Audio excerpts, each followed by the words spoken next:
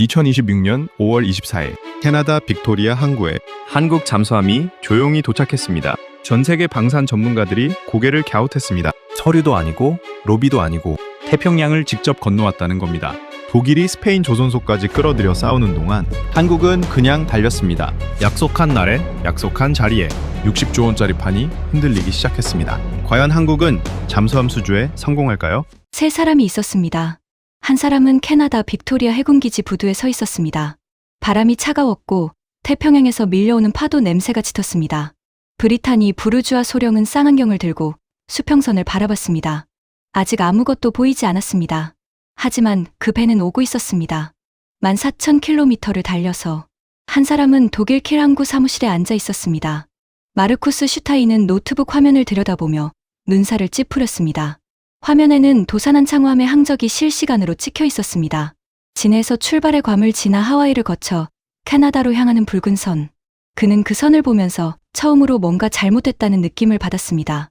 한 사람은 워싱턴 국방부 청사 안쪽 회의실에 앉아 있었습니다. 제임스 콜린스는 보고서 한 장을 들고 있었습니다.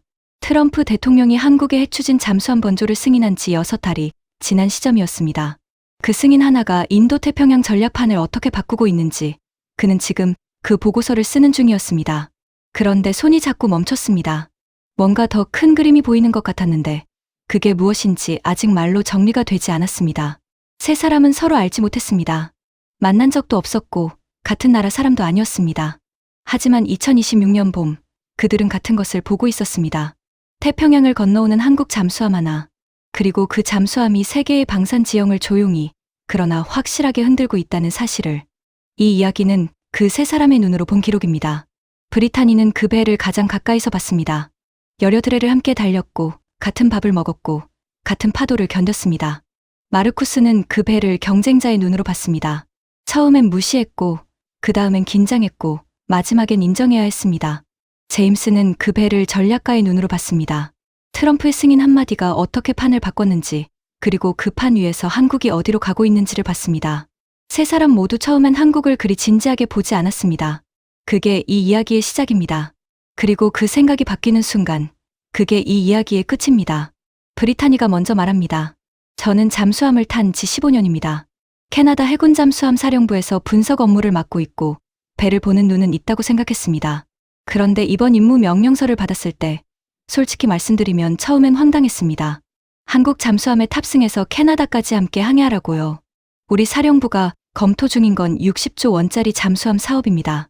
노후화된 빅토리아급 잠수함 4척을 대체할 최신형 디젤 잠수함 12척을 새로 도입하는 캐나다 역사상 최대 규모의 방위 사업이죠. 후보는 두 나라였습니다. 독일, 그리고 한국. 저는 한국 측 장거리 작전 능력을 직접 검증하라는 명령을 받은 것이었습니다. 황당하다고 느낀 이유는 간단했습니다. 독일은 잠수함 강국입니다. 수십 년의 역사, 수십 개 나라에 납품한 실적, 그 이름이 주는 무게가 있었습니다. 한국은 달랐습니다. 물론 잠수함을 꾸준히 만들어 온 나라라는 건 알았지만 이 규모의 사업에서 진지한 경쟁 상대라는 생각은 솔직히 들지 않았습니다. 그런데 임무 명령서 아래쪽에 적힌 숫자 하나가 눈에 걸렸습니다. 편도만 4,000km. 저는 그 숫자를 읽으며 잠깐 멈췄습니다. 서류상 수치가 아니었습니다. 지금 실제로 달리고 있는 거리였습니다. 한국 잠수함이 3월 25일 진해를 떠나 괌을 지나 하와이를 거쳐 캐나다를 향해 오고 있었습니다.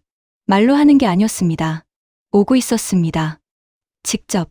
마르쿠스도 같은 날 그 숫자를 봤습니다. 독일 킬 항구. 티센크루프 방산 부문 수주 담당 임원실. 그는 보조 분석관이 뽑아온 항적 데이터를 책상에 펼치면서 코웃음을 쳤습니다. 쇼를 하는군. 캐나다 사업 수주전에서 이기기 위해 일부러 태평양을 건너오는 것. 그게 퍼포먼스라고 생각했습니다. 실제 전투 능력이나 기술 수준과는 별개의 이벤트. 독일은 서류로 이겨야 했습니다. 수십 년의 실적, 검증된 기술, 그리고 이번에 새로 꺼낸 카드인 스페인 조선소와의 연합 제안. 납기 문제를 해결하겠다는 의지를 공식 문서로 제출했습니다. 그는 항적 데이터를 덮으며 말했습니다. 배 한 척이 온다고 계약이 바뀌진 않아. 제임스는 워싱턴에서 다른 각도로 보고 있었습니다. 트럼프 대통령이 한국의 해추진 잠수함 번조를 승인한 건 2025년 10월이었습니다. 이재명 대통령과의 정상회담에서 합의된 내용이었는데 발표가 나오자마자 중국이 즉각 반발했습니다. 중국 외교부가 공식 우려를 표명했고 북한도 비판 성명을 냈습니다. 그 반응만으로도 이 승인이 얼마나 큰 의미를 갖는지 알 수 있었습니다.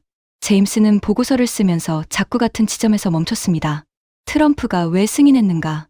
표면적인 이유는 한미동맹 강화와 인도태평양 전략이었습니다. 하지만 그 이면에는 미국이 혼자 감당할 수 없는 것들이 있었습니다. 오커스, 호주에 핵잠수함을 주겠다고 했는데 미국과 영국 조선업이 자국 수요도 못 맞추는 상황이었습니다. 버지니아급 핵추진 잠수함 연간 2척 생산이 목표인데 그것도 빠듯했습니다. 그렇다면 한국은 무엇인가? 제임스는 천천히 펜을 들었습니다. 한국은 지금 디젤 잠수함을 팔면서 동시에 핵추진 잠수함을 준비하고 있습니다. 그리고 그 중간 어딘가에서 도산한 창호함이 태평양을 건너고 있습니다. 이 세 가지가 어떻게 연결되는지 그게 보고서의 핵심이었습니다. 브리타니가 하와이 진주만 부두에서 도산한 창호함을 처음 봤을 때 첫 인상은 생각보다 단정하다는 것이었습니다. 3,000톤급, 길이 약 80m, 외관은 군더더기가 없었습니다. 화려하게 치장한 전시용 배가 아니라 일하는 배의 인상이었습니다. 브리타니는 딕슨 하사와 함께 트랩을 내려가며 속으로 체크리스트를 돌렸습니다. 거주 공간, 장비 배치, 승조원 동선. 이 배가 앞으로 14,000km를 달릴 수 있는 배인지 눈으로 직접 확인해야 했습니다. 해치를 통해 내려가는 순간 기계 냄새와 금속 냄새가 뒤섞인 공기가 먼저 왔습니다. 어느 나라 잠수함이든 비슷한 냄새죠. 하지만 통로로 들어서자 눈에 띄는 것들이 있었습니다. 통로가 예상보다 넓었습니다. 장기 임무를 위한 거주, 공간 설계가 꼼꼼하게 되어 있었고 침상 배치와 환기 구조가 장기 운용을 전제로 만들어진 흔적이 역력했습니다. 함장 이병일 대령이 나와서 악수를 했습니다. 손이 단단하고 눈빛이 차분한 사람이었습니다. 불편한 점 있으면 바로 말씀해 주십시오. 짧고 과장이 없었습니다. 브리타니는 고개를 끄덕이며 속으로 생각했습니다. 일단 두고 보자고. 같은 시각 마르쿠스는 킬 사무실에서 캐나다 측이 보내온 평가 기준표를 다시 들여다보고 있었습니다. 납기 확실성, 요격 성능, 현지 생산 비중, 유지 보수 독립성. 4가지 항목이었습니다. 독일은 현지 생산 비중과 납기 항목에서 강점이 있었습니다. 스페인 조선소와 손을 잡으면서 납기 문제를 해결할 수 있다는 논리를 세웠고 캐나다 현지 투자 확약도 문서로 준비했습니다. 그런데 분석관 한 명이 보고서를 들고 들어왔습니다. 표정이 좋지 않았습니다. 한국이 아랍에미리트에 잠수함 수출했을 때 납기를 지켰다는 기록이 있습니다. 캐나다 측에서 이걸 들여다보고 있는 것 같습니다. 마르쿠스가 서류를 받아들었습니다. 잠깐 훑어보더니 내려놓았습니다. 잠수함 하나 팔아본 경험이랑 12척을 생산할 능력이랑은 다른 얘기야. 그 말이 틀리지는 않았습니다. 하지만 그가 서류를 내려놓는 손이 아까보다 조금 빨랐습니다. 워싱턴에서 제임스는 인도태평양 전략 브리핑을 준비하고 있었습니다. 트럼프 승인 이후 한미 킥오프 회의가 수준으로 잡혔다는 소식이 들어왔습니다. 한국형 핵추진 잠수함 사업이 본격 궤도에 오른다는 신호였습니다. 5,000톤에서 8,000톤급, 전홍축 우라늄 연료, 2035년에서 2036년 건조 시작, 총 사업비 20조 원 이상, 창군 이래 최대 무기 사업이 될 것이라는 전망이었습니다. 제임스는 브리핑 자료를 정리하다가 잠깐 멈췄습니다. 화면에 도산한 창호함의 실시간 위치가 표시되어 있었습니다. 하와이를 막 출발한 시점이었습니다. 캐나다 해군 승조원 2명이 탑승했다는 내용도 있었습니다. 브리타니 부르주아 소령과 딕슨 하사. 그는 그 이름을 보며 생각했습니다. 저 배 안에 캐나다 군인이 타고 있다. 그리고 저 배는 지금 태평양을 건너고 있다. 이게 단순한 항해인가? 아니면 무언가를 향한 선언인가? 브리핑 자료를 저장하고 그는 새 문서를 열었습니다. 제목을 달았습니다. 한국 잠수함이 바꾸는 것들. 도산한 창호함이 하와이를 떠나 북태평양으로 진입한 지 사흘째 되던 때였습니다. 브리타니는 작전실에서 항법 담당 장교와 대화를 나누다가 화제가 자연스럽게 캐나다 사업으로 흘렀습니다. 장교가 영어로 조심스럽게 물었습니다. 소령님, 솔직히 우리 경쟁력이 어떻게 보이십니까? 브리타니는 잠깐 생각했습니다. 외교적으로 답하는 게 맞겠지만 이 질문엔 솔직하게 대답하고 싶었습니다. 독일이 강합니다. 이름값이 있고 현지 투자 카드도 들고 있어요. 근데 납기는 모르겠어요. 요즘 서방 조선업 사정이 워낙 안 좋으니까. 장교가 고개를 끄덕였습니다. 그리고 말했습니다. 저희는 약속한 날에 왔습니다. 그게 전부입니다. 짧은 문장이었습니다. 그런데 그 말이 이상하게 오래 남았습니다. 약속한 날에 왔다. 그날 저녁 브리타니는 사령부 교신을 통해 최신 동향 자료를 받아봤습니다. 오커스 현황이었습니다. 미국이 호주에 핵잠수함을 납품하기로 한 일정이 또 밀렸다는 내용이었습니다. 이제 2040년대 초중반까지도 불투명하다는 전망이 나왔습니다. 영국도 마찬가지였습니다. 자국 수요를 맞추는 것조차 빠듯한 상황이었죠. 브리타니는 자료를 덮고 창 없는 선실벽을 바라봤습니다. 패트리엇 사태도 떠올랐습니다. 스위스가 3조 7,700억 원을 쓰고도 방공 시스템을 받지 못하고 있는 것. 서방이 약속을 못 지키는 게 한두 번이 아니었습니다. 그런데 지금 제 바로 옆에서 한국 잠수함이 태평양을 달리고 있었습니다. 말이 아니라 실제로. 마르쿠스가 처음으로 긴장한 건 그 즈음이었습니다. 분석관이 새 자료를 들고 왔습니다. 캐나다 국방부 내부 반응을 파악한 내용이었는데 한 문장이 눈에 걸렸습니다. 한국 측 현지 탑승 검증이 예상보다 긍정적인 인상을 주고 있다는 비공식 반응이 나오고 있음. 마르쿠스는 그 문장을 2번 읽었습니다. 비공식 반응. 예상보다 긍정적. 그는 자리에서 일어나 창가로 걸어갔습니다. 키랑구의 바다가 보였습니다. 조용하고 회색빛이었습니다. 그는 분석관을 돌아보며 말했습니다. 한국이 제시한 현지 생산 비중이 얼마야? 낮습니다. 우리보다 훨씬요. 그럼 거기서 이기면 돼. 하지만 그 말을 하면서도 어딘가 불편한 감각이 지워지지 않았습니다. 현지 생산 비중이 낮은데 캐나다가 관심을 갖는다는 건 다른 무언가가 그 빈자리를 채우고 있다는 뜻이었습니다. 그게 무엇인지 마르쿠스는 아직 정확하게 짚지 못하고 있었습니다. 워싱턴에서 제임스는 보고서를 거의 완성하고 있었습니다. 트럼프 승인의 함의를 정리하다 보니 한 가지 구조가 계속 눈에 들어왔습니다. 미국은 지금 혼자 감당할 수 없습니다. 오커스는 삐걱거리고 자국 조선업은 수요를 못 맞추고 인도태평양 전선은 넓어지고 있습니다. 그 상황에서 트럼프가 한국의 핵잠수함을 승인한 것, 그건 단순한 동맹 강화가 아니었습니다. 역할 분담이었습니다. 한국이 수중 전력의 일부를 맡아달라는 것이었죠. 그리고 그 역할을 감당할 수 있다는 증거를 한국은 지금 태평양 한복판에서 만들어가고 있었습니다. 서류가 아니라 항해로. 제임스는 보고서 마지막 줄에 이렇게 썼습니다. 한국은 요청하지 않았다. 그냥 왔다. 도산한 창호함이 북태평양 한복판을 지나는 동안 브리타니의 머릿속에서는 2 목소리가 충돌하고 있었습니다. 하나는 이랬습니다. 지금까지 본 것들이 인상적이다. 장비 신뢰성, 승조원의 태도, 함장의 침착함. 납기 문제는 서방이 더 심각하다. 데이터는 한국을 가리키고 있다. 다른 하나는 이랬습니다. 12척이다. 한 척 납품한 경험과 12척을 생산할 능력은 다른 문제다. 캐나다 의회가 한국산 잠수함을 받아들일 수 있겠는가? 정치적 부담은 누가 지는가? 그 2 목소리 사이에서 며칠째 왔다 갔다 하던 어느 저녁, 딕슨 하사가 식당에서 말을 꺼냈습니다. 소령님, 저 이거 처음엔 그냥 외교적 보여주기인 줄 알았는데요. 지금은 좀 다르게 보여요. 브리타니가 물었습니다. 뭐가 달라 보여요? 딕슨이 젓가락질을 멈추며 말했습니다. 이 사람들, 우리한테 잘 보이려고 하는 게 아닌 것 같아요. 그냥 원래 이렇게 하는 것 같아요. 그 말이 브리타니의 머릿속에서 한동안 맴돌았습니다. 원래 이렇게 한다. 보여주기가 아니라 일상이다. 그 차이가 어디서 오는 것인지 브리타니는 남은 항해 동안 눈을 더 넓게 뜨기로 했습니다. 마르쿠스의 사무실에서는 다른 종류의 논쟁이 벌어지고 있었습니다. 분석관 2명이 마주 앉아 목소리를 높이고 있었습니다. 한 명은 이렇게 주장했습니다. 현지 생산 비중에서 우리가 압도적입니다. 캐나다 의회는 일자리를 봅니다. 거기서 이기면 됩니다. 다른 한 명은 달랐습니다. 그런데 캐나다 해군이 보는 건 다릅니다. 해군은 배가 제때 오는지를 봐요. 우리가 납기를 지킬 수 있다고 확신시킬 수 있습니까? 스페인 조선소 연합이 실제로 작동한다고요? 마르쿠스가 2 사람을 번갈아 봤습니다. 둘 다 맞는 말이었습니다. 문제는 캐나다가 의회인지 해군인지 최종 결정권이 어디에 있느냐에 따라 전략이 달라져야 했습니다. 그날 밤 마르쿠스는 혼자 남아 한국의 잠수함 수출 이력을 처음으로 꼼꼼히 들여다봤습니다. 아랍에미리트, 그리고 여러 나라와의 협상 기록, 납기를 지켰다는 기록이 반복해서 나왔습니다. 그는 서류를 덮으며 처음으로 인정했습니다. 이건 단순한 이벤트가 아닐 수 있다고. 워싱턴에서 제임스는 완성된 보고서를 상관에게 넘기기 직전 마지막으로 한 번 더 읽었습니다. 보고서 중간에 이런 문장이 있었습니다.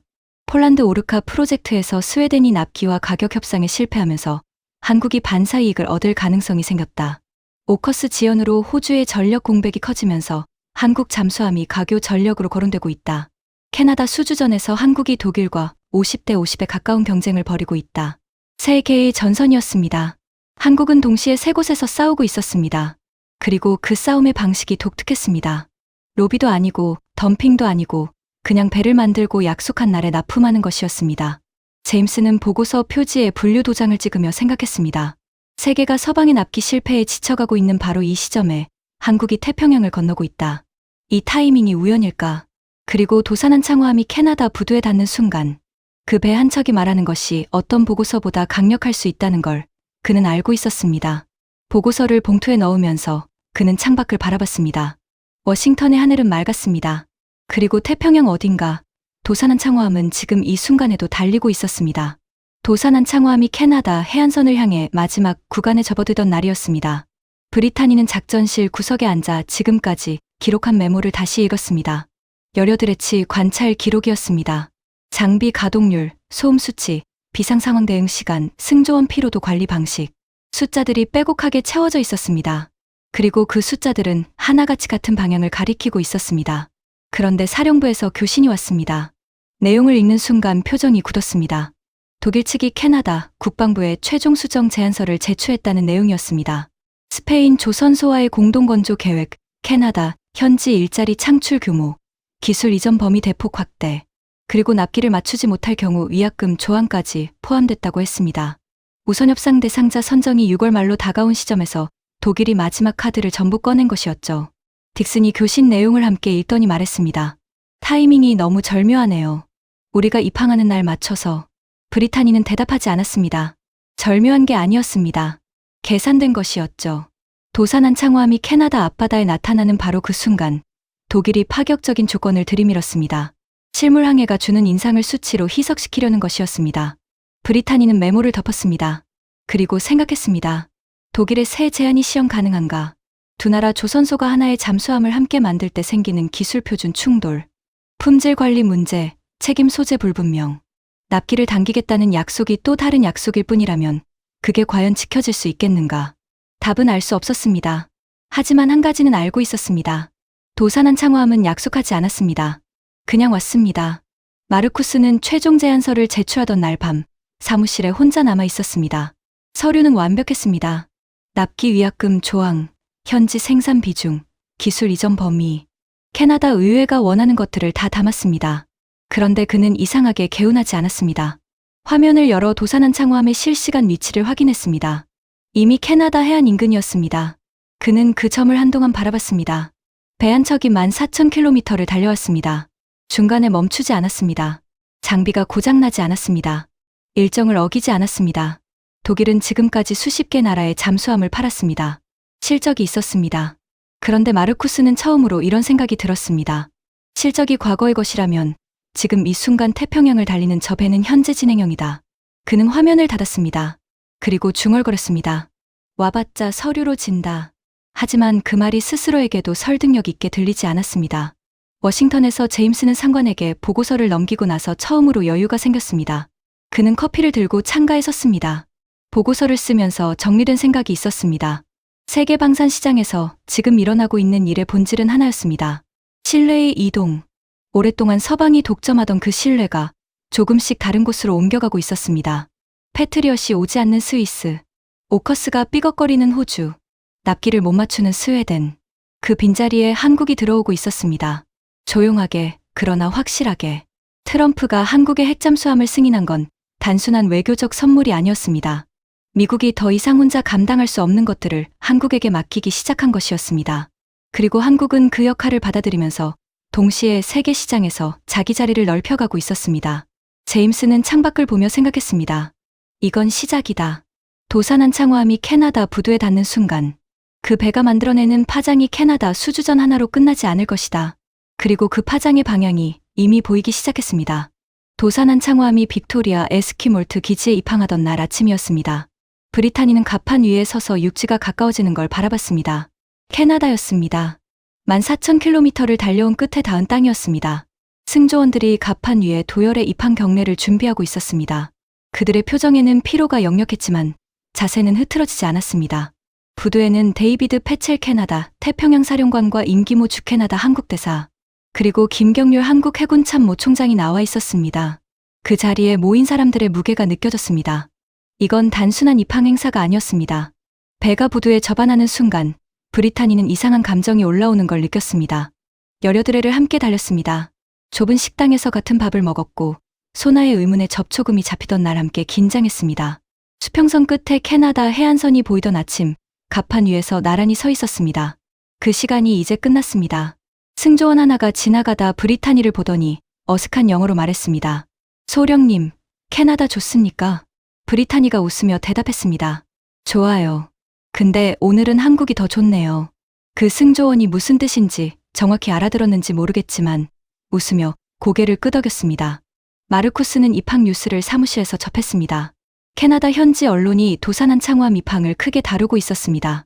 한국 잠수함이 태평양을 건너왔다는 것 자체가 뉴스였습니다. 기사 제목들이 눈에 들어왔습니다. 한국 잠수함, 역대 최장항해 기록. 캐나다 해군 승조원이 직접 탔다. 서류가 아닌 항해로 증명. 그는 기사를 읽다가 한 문장에서 멈췄습니다. 캐나다 현지 언론이 한 군사 전문가의 말을 인용한 부분이었습니다. 경쟁국들이 서류상 수치에 의존할 때 한국은 직접 14,000km를 달려와 캐나다 앞바다에서 그 성능을 눈앞에 펼쳐 보였다. 마르쿠스는 노트북을 닫았습니다. 그리고 한동안 아무 말도 하지 않았습니다.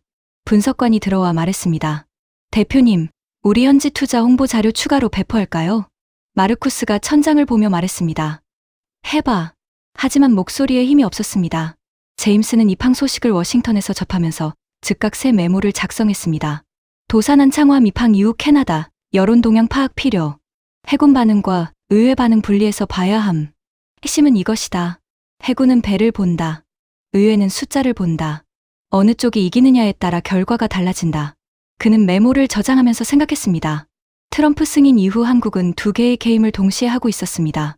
하나는 캐나다 수주전, 다른 하나는 핵잠수함 강국으로 가는 길. 그 두 게임이 서로를 강화하고 있었습니다. 디젤 잠수함을 팔면서 신뢰를 쌓고 그 신뢰 위에 핵잠수함 기술을 얻는 것. 그리고 그 전체 그림에서 도산한 창호함의 태평양 횡단이 갖는 의미는 단순한 수주전 전략이 아니었습니다. 이건 선언이었습니다. 입항 다음 날부터 연합훈련이 시작됐습니다. 브리타니는 캐나다 해군 지휘소에서 훈련 상황을 지켜봤습니다. 도산한 창호함과 캐나다 해군 함정이 같은 해역에서 처음으로 함께 움직이는 장면이었습니다. 수중에서 신호를 주고받고 통신 체계를 맞추고 기동을 조율하는 과정이 화면에 펼쳐졌습니다. 처음 두세 시간은 시행착오가 있었습니다. 통신 절차가 서로 달랐고 기동 신호 해석에서 작은 오해가 생기기도 했습니다.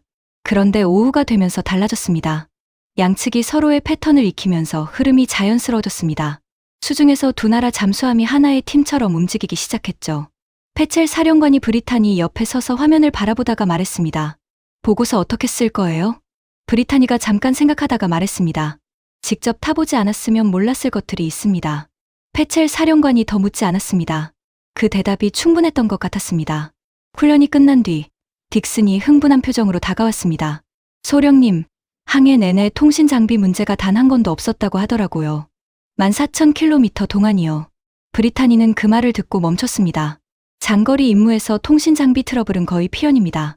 환경이 달라지고 온도가 바뀌고 장시간 운용이 이어지면서 크고 작은 문제가 생기는 게 정상이었습니다. 그런데 그게 없었다는 것. 그 단 한 건이라는 말이 어떤 수치보다 강하게 와닿았습니다. 마르쿠스는 연합훈련 관련 기사들을 하나씩 읽으며 표정이 점점 굳어갔습니다. 캐나다 해군 관계자들의 반응이 예상보다 훨씬 긍정적이었습니다. 비공식 채널을 통해 들어오는 이야기들이 한결같았습니다. 상호 운용성이 생각보다 높다. 승조원들의 숙련도가 인상적이다. 장거리 운용 능력이 서류 수치 이상이다. 그는 분석관을 불렀습니다. 캐나다 의회 쪽 반응은 현지 생산 비중 문제로 한국에 부정적인 의원들이 여전히 있습니다. 일자리 창출 논리는 우리가 유리합니다. 마르쿠스가 고개를 끄덕였습니다. 그런데 뭔가 찜찜했습니다. 의회와 해군의 온도차가 너무 컸습니다. 최종 결정이 어느 쪽 논리로 기우느냐, 그게 이 사업의 승패를 가를 것이었습니다. 그는 창밖을 보며 중얼거렸습니다. 한 달이 남았어. 6월 말. 우선협상 대상자 선정까지 한 달이었습니다. 제임스는 워싱턴에서 캐나다 상황을 주시하면서 동시에 다른 두 곳을 보고 있었습니다. 폴란드 오르카 프로젝트. 스웨덴 사부가 우선협상 대상자로 선정됐지만 납기와 가격 협상에서 계속 난항을 겪고 있었습니다. 폴란드 측이 압박 수위를 높이고 있었고 재협상 카드를 만지작거리고 있다는 정보가 들어왔습니다. 한국이 직접 다시 진입할 가능성은 낮지만 스웨덴이 완전히 무너지면 그 이후 중동과 아시아 시장에서 스웨덴은 경쟁자 목록에서 자연스럽게 빠지게 될 것이었습니다. 호주 상황도 있었습니다. 오커스 지연이 길어지면서 호주 해군의 전력 공백이 현실적인 문제가 되고 있었습니다. 한국의 장보고 III를 가교, 전력으로 도입하는 방안이 호주 내부에서 거론되기 시작했다는 내용이 들어왔습니다. 4척에서 6척. 제임스는 지도를 펼쳤습니다. 캐나다, 폴란드, 호주. 3곳에서 동시에 한국 잠수함이 거론되고 있었습니다. 그리고 그 3곳 모두에서 공통점이 하나 있었습니다. 서방이 먼저 약속을 지키지 못했다는 것. 그 빈자리에 한국이 들어오고 있었습니다. 그는 지도를 접으며 생각했습니다. 트럼프 승인 이후 한국이 핵잠수함으로 가는 길을 걷기 시작했다면 그 길의 재원은 지금 이 디젤 잠수함 수출들이 만들어주는 것이었습니다. 기술도, 자금도, 신뢰도 모두 이 수출 실적 위에 쌓이는 것이었죠. 한국은 지금 한 번에 세 수를 두고 있었습니다. 오타와에서 캐나다 국방안보전시회가 열린 날이었습니다. 브리타니는 전시회장을 걸으며 양측 부스를 번갈아 봤습니다. 한국 부스에는 장보고 III 모형과 함께 이번 항해 관련 자료들이 전시되어 있었습니다. 14,000km라는 숫자가 한쪽 벽에 크게 걸려 있었습니다. 독일 부스는 넓고 세련됐습니다. 현지 고용 창출 숫자와 기술 이전 범위가 크게 프린트되어 있었죠. 한국 부스 앞에서 캐나다 해군 관계자 여러 명이 모여 이야기를 나누는 게 보였습니다. 그들의 표정이 진지했습니다. 브리타니는 그 광경을 보면서 무언가가 정리되는 느낌이 들었습니다. 독일 부스는 약속을 이야기하고 있었습니다. 한국 부스는 이미 이뤄진 것을 보여주고 있었습니다. 그 차이가 이제 브리타니에게 선명하게 보였습니다. 마르쿠스는 전시회장 한쪽에서 캐나다 국방부 관계자와 면담을 마치고 나왔습니다. 면담은 잘 됐습니다. 현지 생산 비중과 일자리 창출 논리에 상대방이 고개를 끄덕였습니다. 서류상으로는 독일이 유리했습니다. 그런데 면담장을 나오면서 복도에서 우연히 들은 대화가 마음에 걸렸습니다. 캐나다 해군 장교 2명이 나누는 이야기였습니다. 직접 타봤다는데 어떻다고 하던가요? 한 번도 안 멈췄다고. 14,000km 동안. 마르쿠스는 그 대화를 들으며 걸음을 늦췄습니다. 한 번도 안 멈췄다. 그 단순한 문장이 그의 모든 서류와 제안서보다 강력하게 들렸습니다. 그는 계속 걸으면서 생각했습니다. 우리가 지고 있는 건 서류 싸움이 아니다. 우리가 지고 있는 건 신뢰 싸움이다. 제임스는 전시회 관련 보고를 받으면서 핵심을 짚었습니다. 캐나다 해군의 반응과 의회의 반응이 엇갈리고 있었습니다.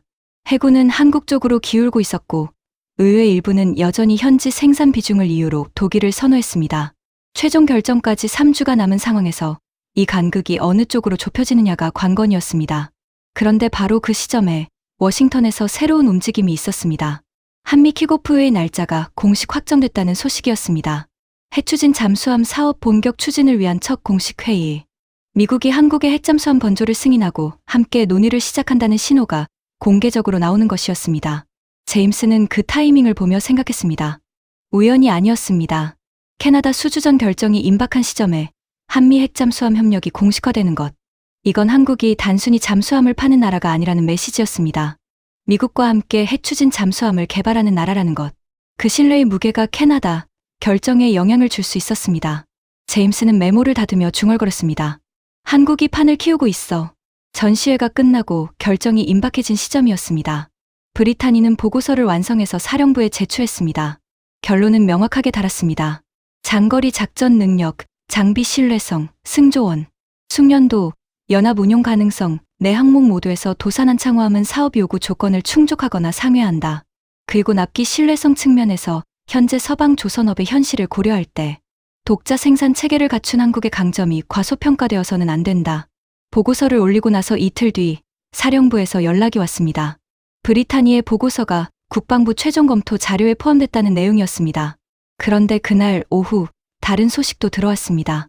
캐나다 의회 내 일부 의원들이 한국 측 현지 생산 비중 문제를 공개적으로 거론하기 시작했다는 것이었습니다. 지역구 일자리를 지켜야 한다는 논리였습니다. 언론에도 기사가 나왔습니다. 한국산 잠수함, 캐나다 일자리는 어디 가느냐는 제목이었죠. 브리타니는 그 기사를 읽으며 이를 악물었습니다. 14,000km를 달려온 배가 지금 일자리 숫자 앞에서 흔들릴 수 있었습니다. 그게 현실이었습니다. 마르쿠스는 그 기사를 보고 처음으로 웃었습니다. 현지 생산 비중. 그게 독일의 마지막 카드였습니다. 기술이 아니라 정치. 성능이 아니라 일자리. 그 논리가 캐나다 의회에서 힘을 얻기 시작했습니다. 마르쿠스는 캐나다 현지 로비팀에 연락했습니다. 지금이야. 의원들한테 우리 현지 투자 계획 다시 한번 밀어. 전화를 끊고 그는 창밖을 바라봤습니다. 키랑구의 바다가 보였습니다. 처음으로 이길 수 있겠다는 느낌이 들었습니다. 하지만 동시에 뭔가 개운하지 않은 감각도 있었습니다. 이기는 방법이 이게 맞는가 하는 생각이었습니다. 그는 그 생각을 빠르게 지웠습니다. 비즈니스였습니다. 제임스는 워싱턴에서 상황을 지켜보면서 보고서에 한 줄을 추가했습니다. 캐나다 결정의 변수는 기술이 아니라 정치다. 해군은 한국을, 의회는 독일을 원하고 있다. 최종 결정권자가 누구냐에 따라 결과가 달라진다. 그리고 그 결과와 무관하게 이번 항해가 남긴 것은 지워지지 않는다. 그는 펜을 내려놓으며 생각했습니다. 캐나다가 어느 쪽을 선택하든 세계는 이미 도산한 창호함을 봤습니다. 14,000km. 한 번도 멈추지 않은 배. 그 사실은 어떤 의회 투표로도 지울 수 없었습니다. 하지만 지금 당장의 싸움은 달랐습니다. 그리고 그 싸움에서 한국이 밀릴 수도 있었습니다. 제임스는 창밖을 바라봤습니다. 워싱턴의 하늘이 흐려지고 있었습니다. 그리고 그의 머릿속에서 한 가지 질문이 계속 맴돌았습니다. 세계는 지금 무엇을 원하는가? 약속인가? 아니면 실적인가? 그 답이 캐나다에서 나올 것이었습니다. 3주 안에 결정을 사흘 앞둔 날이었습니다. 브리타니는 사령부에서 호출을 받았습니다. 회의실에 들어가니 상관 3명이 앉아 있었습니다. 분위기가 좋지 않았습니다. 상관 중 한 명이 서류를 밀었습니다. 부르주아 소령, 보고서 잘 읽었어요. 근데 문제가 생겼습니다. 캐나다 국방부 내부에서 한국 측 현지 생산 비중 문제가 공식 쟁점으로 올라왔다는 것이었습니다. 의회 국방위원회 소속 의원 6명이 연명으로 서한을 보냈습니다. 한국산 잠수함을 선택할 경우 캐나다 현지 일자리가 얼마나 보장되는지 공식 답변을 요구하는 내용이었습니다. 거기에 독일 측 로비팀이 뿌린 자료가 언론에 흘러나오면서 기사까지 쏟아지고 있었습니다. 한국은 우리 돈만 가져가고 일자리는 독일이 만든다는 논조였죠. 상관이 말했습니다. 소령의 보고서는 기술 측면에서 훌륭합니다. 근데 지금 싸움은 기술 싸움이 아니에요. 브리타니는 그 말을 듣는 순간 입술이 바짝 말랐습니다. 기술 싸움이 아니라는 말. 그 말이 의미하는 게 무엇인지 알았습니다. 자신의 보고서가 최종 결정에 큰 영향을 주지 못할 수도 있다는 뜻이었습니다. 14,000km를 함께 달렸습니다. 여려드레를 기록했습니다. 그 모든 것이 지금 이 회의실 안에서 정치 논리 앞에 무릎을 꿇고 있었습니다. 회의실을 나오는데 딕슨이 복도에서 기다리고 있었습니다. 브리타니의 표정을 보더니 아무 말도 하지 않았습니다. 그냥 옆에 섰습니다. 그게 오히려 더 무거웠습니다. 마르쿠스는 그날 밤 처음으로 팀 전체와 축배를 들었습니다. 의회 서한, 언론 기사, 로비 성과. 모든 게 독일 쪽으로 흐르고 있었습니다. 분석관들이 웃으며 잔을 부리쳤습니다. 마르쿠스도 웃었습니다. 그런데 잔을 내려놓는 순간 문득 이병일 함장의 얼굴이 떠올랐습니다. 뉴스에서 잠깐 본 얼굴이었습니다. 입항식 때 찍힌 사진이었는데 차분하고 흐트러짐 없는 표정이었습니다. 14,000km를 달려온 사람의 얼굴이었습니다. 마르쿠스는 그 얼굴을 머릿속에서 지우며 다시 웃었습니다. 비즈니스였습니다. 감정이 들어올 자리가 없었습니다. 하지만 그날 밤 혼자 사무실에 남아 키랑구를 바라보면서 그는 오랫동안 자리를 뜨지 못했습니다. 워싱턴에서 제임스는 캐나다 상황 보고를 받으며 표정이 굳었습니다. 정치가 기술을 이기려 하고 있었습니다. 그 구도 자체는 놀랍지 않았습니다. 방산 수주전에서 늘 있는 일이었습니다. 하지만 이번엔 달랐습니다. 이번 결과가 캐나다 하나로 끝나지 않는다는 걸 제임스는 알고 있었습니다. 캐나다가 독일을 선택하면 세계는 이렇게 익을 것이었습니다. 태평양을 건너온 배도 정치를 이기지 못했다고. 한국이 아무리 실적을 쌓아도 서방의 벽을 넘지 못한다고. 그 메시지가 폴란드로, 호주로, 중동으로 퍼져나갈 것이었습니다. 반대로 한국이 이기면 제임스는 그 가능성을 생각하며 펜을 들었습니다. 그러면 세계는 달라진다. 서방의 납기 실패에 지쳐있던 나라들이 움직이기 시작할 것이다. 그리고 트럼프가 승인한 핵잠수함이 단순한 외교적 선물이 아니라는 게 증명될 것이다. 제임스는 보고서의 마지막 문장을 추가했습니다. 캐나다의 선택이 아시아 방산 지형을 바꿀 수 있다. 결정 이틀 전 밤이었습니다. 브리타니는 숙소에 혼자 앉아 보고서를 다시 열었습니다. 이미 제출한 보고서였습니다. 바꿀 수 없었습니다. 그런데 자꾸 열어보게 됐습니다. 내가 할 수 있는 걸 다 했는가 하는 질문 때문이었습니다. 화면에 가득한 수치들을 보면서 브리타니는 이병일 함장이 했던 말을 떠올렸습니다. 우리는 할 수 있는 걸 했습니다. 14,000km를 달렸고 한 번도 멈추지 않았습니다. 그게 우리 대답입니다. 그 말이 처음 들었을 때와 다르게 들렸습니다. 처음엔 그냥 담담한 말처럼 들렸는데 지금은 달랐습니다. 그건 포기가 아니었습니다. 자기가 통제할 수 있는 것과 없는 것을 정확하게 아는 사람의 말이었습니다. 항해는 자기 몫이었습니다. 결정은 캐나다의 몫이었습니다. 그 경계를 흔들림 없이 지키는 것. 그게 그 말의 의미였습니다. 브리타니는 노트북을 닫았습니다. 그리고 처음으로 마음이 조금 가벼워졌습니다. 나도 내 몫을 했다. 여러 드레를 달렸고, 기록했고, 보고서를 썼다. 결정은 내 몫이 아니다. 창밖으로 빅토리아 항구의 불빛이 보였습니다. 도산한 창호함이 있던 부두는 지금 비어 있었습니다. 배는 이미 림팩 훈련을 위해 하와이로 떠났습니다. 왔다가 갔습니다. 흔적만 남기고. 마르쿠스는 그날 밤 자료를 뒤적이다가 우연히 한 문서를 발견했습니다. 아랍에미리트 국방부가 천궁2 도입 이후 발표한 공식 만족도 평가 자료와 함께 첨부된 잠수함 관련 협력 기록이었습니다. 한국이 계약 이후 기술 지원과 부품 수급에서 보여준 태도를 기록한 것이었는데 한 문장이 눈에 걸렸습니다. 납기뿐 아니라 납품 이후까지 책임지는 방식이 기존 서방 업체들과 달랐다. 마르쿠스는 그 문장을 2번 읽었습니다. 납품 이후까지 책임진다. 그건 단순히 배를 파는 게 아니었습니다. 관계를 파는 것이었습니다. 그 방식이 중공에서 먹혔고 지금 캐나다에서도 해군 쪽 마음을 움직이고 있었습니다. 그는 서류를 내려놓으며 생각했습니다. 독일은 지금까지 배를 팔았습니다. 한국은 신뢰를 쌓고 있었습니다. 그 차이가 지금 이 수주전 하나에서 끝나지 않을 것이라는 걸 마르쿠스는 그날 밤 처음으로 진지하게 받아들였습니다. 창밖의 바다가 어두웠습니다. 그는 오랫동안 거기 앉아 있었습니다. 제임스는 워싱턴 사무실에서 밤을 새우고 있었습니다. 캐나다 결정과 별개로 그는 더 큰 그림을 보고 있었습니다. 트럼프 승인 이후 한국이 걷고 있는 길, 디젤 잠수함 수출로 신뢰를 쌓고 그 신뢰 위에 핵잠수함 기술을 얻는 것, 그 과정에서 도산한 창호함의 태평양 횡단이 세계에 던진 메시지, 그 메시지가 캐나다 결정과 무관하게 이미 퍼져나가고 있었습니다. 그는 보고서를 덮고 오랫동안 창밖을 바라봤습니다. 워싱턴의 밤이 깊었습니다. 한 가지 생각이 떠나지 않았습니다. 세상에서 가장 강력한 설득은 말이 아니다. 직접 보여주는 것이다. 한국은 지금 그걸 하고 있었습니다. 태평양을 건너서 약속한 날에 와서 한 번도 멈추지 않고, 그리고 그 방식은 어떤 결과가 나오더라도 계속될 것이었습니다. 결정 하루 전 날이었습니다. 브리타니는 에스키몰트 기지 부두를 다시 찾았습니다. 도산한 창호함이 있던 자리는 비어 있었습니다. 잔잔한 물결만 남아 있었죠. 그는 거기 서서 생각했습니다. 이 배가 여기 있었다. 14,000km를 달려서. 그때 뒤에서 발소리가 들렸습니다. 패첼 사령관이었습니다. 여기 있을 줄 알았어요. 두 사람은 나란히 서서 빈 부두를 바라봤습니다. 사령관이 먼저 말했습니다. 보고서 잘 읽었습니다. 국방부에도 전달됐고요. 결정에 영향이 있을까요? 패첼 사령관이 잠깐 바다를 바라보더니 말했습니다. 모르죠. 정치는 해군이 통제하는 게 아니니까. 근데 한 가지는 압니다. 저 배가 여기 왔다는 건 이제 아무도 부정할 수 없어요. 숫자가 있고 기록이 있고 직접 탄 사람이 있으니까. 브리타니는 그 말을 듣고 고개를 끄덕였습니다. 그렇습니다. 지울 수 없는 것이 생겼습니다. 어떤 결과가 나오든 도산한 창호함은 여기 왔습니다. 그 사실은 기록으로 남습니다. 마르쿠스는 결정 전날 오전 예상치 못한 연락을 받았습니다. 캐나다 국방부 관계자가 아니었습니다. 독일 본사 최고 경영자였습니다. 내용은 간단했습니다. 이번 수주전 결과와 무관하게 아시아 시장 전략을 재검토해야 한다는 것이었습니다. 이유는 명확했습니다. 한국이 디젤 잠수함 시장에서 예상보다 빠르게 치고 올라오고 있고 트럼프 승인으로 핵잠수함까지 가는 길을 열었다는 것. 독일이 지금 방심하면 10년 뒤 시장 지형이 완전히 달라질 수 있다는 경고였습니다. 마르쿠스는 전화를 끊고 한동안 앉아 있었습니다. 캐나다 하나가 아니었습니다. 더 넓은 판에서 한국이 움직이고 있었습니다. 그 사실을 지금에야 본사가 인정하기 시작한 것이었습니다.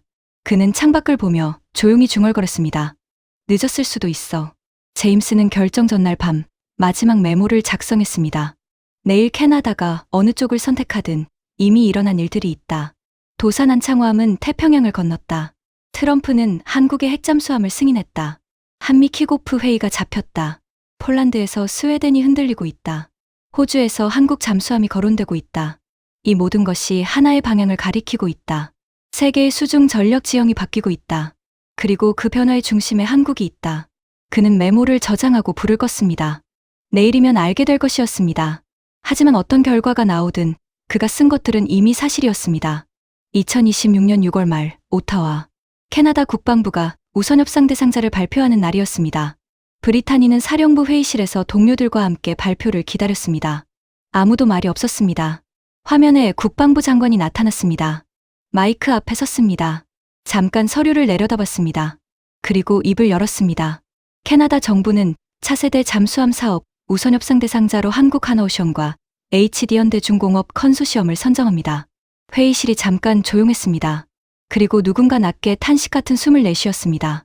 브리타니는 화면을 바라보며 아무 말도 하지 않았습니다. 감정이 복잡하게 섞였습니다. 안도, 뿌듯함, 그리고 묘하게 허전한 감각까지. 딕슨이 옆에서 작게 말했습니다. 왔으니까 이긴 거네요. 브리타니가 고개를 끄덕였습니다. 맞는 말이었습니다. 왔으니까 이긴 것이었습니다. 마르쿠스는 발표를 킬 사무실에서 혼자 봤습니다. 화면에 결과가 뜨는 순간 그는 오래 앉아 있었습니다. 분석관들이 하나둘 들어왔지만 아무도 말을 꺼내지 않았습니다. 마르쿠스가 먼저 입을 열었습니다. 진 거야. 그리고 잠깐 있다가 덧붙였습니다. 근데 우리가 진 게 아니야. 방식이 진 거야. 분석관들이 무슨 말인지 잘 이해하지 못하는 표정이었습니다. 마르쿠스는 설명하지 않았습니다. 그냥 자리에서 일어나 창가로 걸어갔습니다. 킬항구의 바다가 보였습니다. 늘 그 자리에 있던 그 바다였습니다. 독일은 서류로 싸웠습니다. 한국은 배로 싸웠습니다. 그 차이가 이번 결과를 만들었습니다. 그리고 그 차이는 캐나다만의 이야기가 아니었습니다. 앞으로 열릴 모든 수주전에서 그 차이가 계속 따라올 것이었습니다. 마르쿠스는 창밖을 바라보며 생각했습니다. 본사가 맞았습니다. 늦었을 수도 있었습니다. 제임스는 발표를 워싱턴 회의실에서 동료들과 함께 봤습니다. 결과가 뜨는 순간 회의실 안반응은 조용했습니다. 논란보다는 확인에 가까운 분위기였습니다. 제임스도 그랬습니다. 놀랍지 않았습니다. 다만 이 결과가 갖는 무게를 다시 한번 실감했습니다. 회의가 끝나고 동료 한 명이 말했습니다. 콜린스, 예상했어요? 제임스가 짧게 대답했습니다. 도산한 창호함이 한 번도 안 멈추고 14,000km를 왔을 때부터요. 동료가 웃으며 나갔습니다. 제임스는 혼자 남아 창밖을 바라봤습니다. 워싱턴의 하늘이 맑았습니다. 그는 새 문서를 열고 제목을 달았습니다. 한국 이후의 방산 지형. 이건 캐나다로 끝나지 않을 것이었습니다. 세 사람은 이날 이후 각자의 자리로 돌아갔습니다. 브리타니는 다시 잠수함을 탔습니다. 캐나다 빅토리아급 노후 함정이었습니다. 좁고 낡고 삐걱거리는 배였습니다. 하지만 그는 이제 이 배를 보는 눈이 달라졌습니다. 언젠가 이 자리를 채울 배가 어떤 배인지 이제 알고 있었습니다. 그리고 그 배가 태평양을 건너오는 걸 직접 봤습니다. 함께 달렸습니다. 그 기억이 남아 있었습니다. 마르쿠스는 킬로 돌아가 새 전략 회의를 소집했습니다. 아시아 시장 재검토, 납기 신뢰성 강화 방안, 납품 이후 기술 지원 체계 개선. 회의 내내 그는 말이 많지 않았습니다. 듣는 시간이 더 많았습니다. 무언가를 인정한 사람만이 보이는 변화였습니다. 그는 창밖을 보며 생각했습니다. 지는 것보다 더 나쁜 건 지고도 이유를 모르는 것이다. 자신은 적어도 이유를 알았습니다. 제임스는 보고서를 완성했습니다. 제목은 이렇게 달았습니다. 태평양을 건넌 배가 바꾼 것들. 내용은 길었습니다. 캐나다 수주전, 폴란드 오르카 프로젝트, 호주 가교 전력 논의, 트럼프 승인 이후 한미 핵잠수함 협력. 그 모든 것이 하나의 흐름 안에 있었습니다. 그리고 그 흐름의 시작에는 도산한 창호함의 태평양 횡단이 있었습니다. 말이 아니라 항해로 시작된 것이었습니다. 세 사람이 본 것은 각자 달랐습니다. 브리타니는 여러 드레를 함께 달리며 배 안에서 봤습니다. 마르쿠스는 경쟁자의 창밖에서 항적을 보며 봤습니다. 제임스는 워싱턴 사무실에서 보고서를 통해 봤습니다. 하지만 세 사람이 결국 같은 것을 보게 됐습니다. 약속한 날에 왔다. 한 번도 멈추지 않았다. 아무것도 요청하지 않았다. 그냥 달렸다. 서방이 납기를 어기고 계약서를 수정하고 일정을 미루는 동안 한국은 진해를 출발해 괌을 지나 하와이를 거쳐 캐나다 빅토리아에 닿았습니다. 14,000km. 한국 잠수함 역사상 최초의 태평양 횡단. 단 하루도 늦지 않았습니다. 그 항해 하나가 말했습니다. 어떤 프레젠테이션보다, 어떤 로비보다, 어떤 제안서보다 강하게 우리는 약속을 지킵니다. 그리고 세계는 그 말을 들었습니다. 귀가 아니라 눈으로. 오늘 이야기 어떠셨나요? 저는 이 이야기를 쓰면서 계속 한 가지가 머릿속을 떠나지 않았습니다. 아무도 오라고 하지 않았다는 것. 캐나다가 부르지 않았습니다. 세계가 주목해달라고 요청하지도 않았습니다. 그냥 출발했습니다. 3월 25일 진해를 떠나 괌을 지나 하와이를 거쳐 캐나다 빅토리아까지 14,000km. 한 번도 멈추지 않고 요즘 세계 방산 시장에서 반복되는 장면이 있습니다. 계약서에 서명을 하고 납기를 약속하고 그리고 못 지킵니다. 이유는 다양합니다. 전쟁이 터졌다, 수요가 몰렸다, 생산이 밀렸다. 그 핑계들이 쌓이는 동안 기다리는 나라들은 하늘이 비어 있고 바다가 비어 있습니다. 그 빈자리 앞에서 한국은 다른 방식을 택했습니다. 말하지 않았습니다. 그냥 왔습니다. 도산한 창호함이 캐나다 부두에 닿던 날, 그 배가 가져온 건 제안서가 아니었습니다. 기록이었습니다. 14,000km. 단 하루도 늦지 않은 도착. 한 번도 멈추지 않은 장비. 그 기록이 어떤 브리핑보다 강하게 말했습니다. 트럼프가 한국의 해추진 잠수함 번조를 승인한 것도 결국 같은 맥락이라고 생각합니다. 미국이 한국을 믿기 시작했다는 것. 그 신뢰가 하루아침에 생긴 게 아닙니다. K9 자주포, 천궁2, 장보고 잠수함. 수십 년을 납기 지키고 납품 후에도 책임지면서 쌓아온 것들이 지금 이 자리를 만들었습니다. 이 이야기에는 3명의 외국인이 등장합니다. 캐나다 해군 장교, 독일 방산 임원, 미국 전략 분석관. 그들은 서로 다른 자리에서 같은 배를 봤습니다. 처음엔 각자 다르게 봤습니다. 그리고 결국 같은 것을 봤습니다. 약속을 지키는 나라. 그게 이 이야기가 하고 싶었던 말입니다. 오늘도 채널을 찾아주셔서 감사합니다. 이 이야기가 조금이라도 마음에 남으셨다면 구독과 좋아요가 저에게는 정말 큰 힘이 됩니다. 다음 이야기에서 또 뵙겠습니다. 본 컨텐츠는 실제 요소와 가상 요소가 섞인 소설 컨텐츠입니다. 시청에 유의 바랍니다.